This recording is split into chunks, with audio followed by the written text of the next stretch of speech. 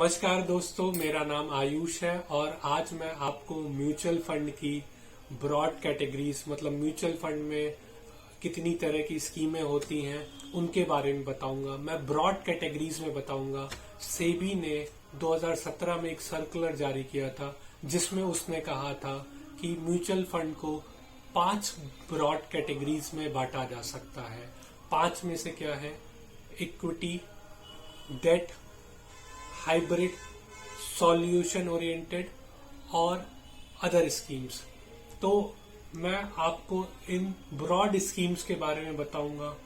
In broad schemes के अंदर भी सब क्लासिफिकेशन है, जैसे कि इक्विटी के अंदर 11, डेट के अंदर 16।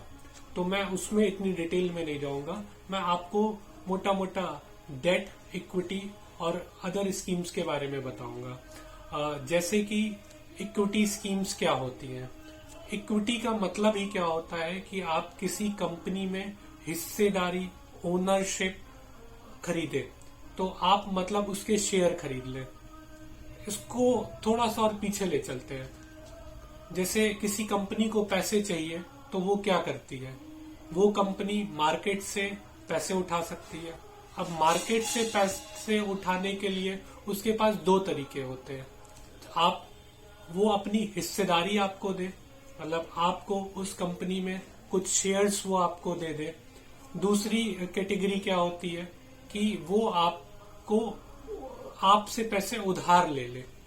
जैसे कि वो आपको कंपनी में हिस्सेदारी ना लेके आपको बॉन्ड या डिबेंचर्स इशू कर देती है। तो अब इक्विटी के केस में क्या होता है दोस्तों? इक्विटी के केस में क्या होता है कि आप उस कंपनी के शेयर खरीदते हैं। तो इक्विटी म्यूचुअल फंड में क्या होगा? फंड मैनेजर आपके बिहाफ पे इक्विटी फंड में वो शेयर्स खरीद लेगा। अब आप सोच रहे होंगे कि कंपनी क्या हमेशा शेयर इशू करती रहती? जी नहीं।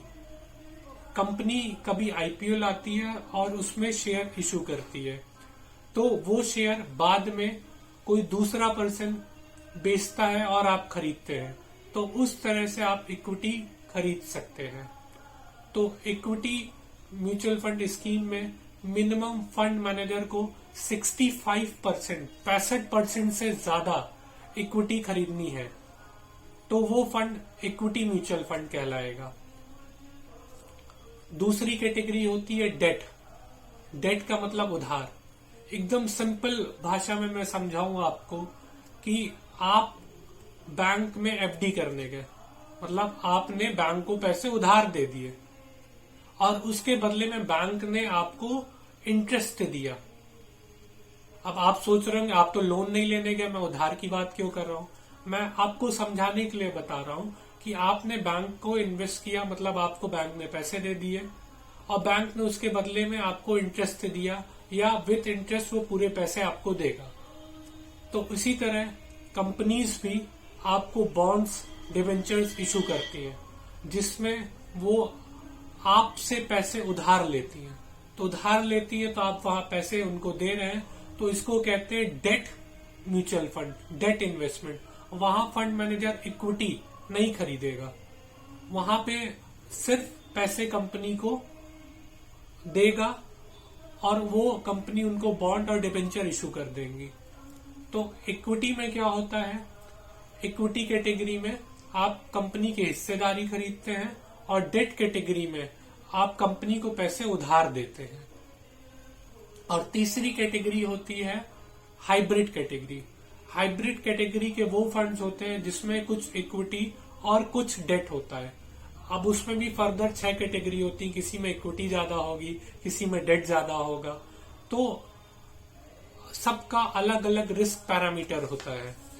Equity fund high risk high return, debt fund low risk low return, hybrid schemes mixture of both, equity और डेट दोनों का मिक्सचर होता है।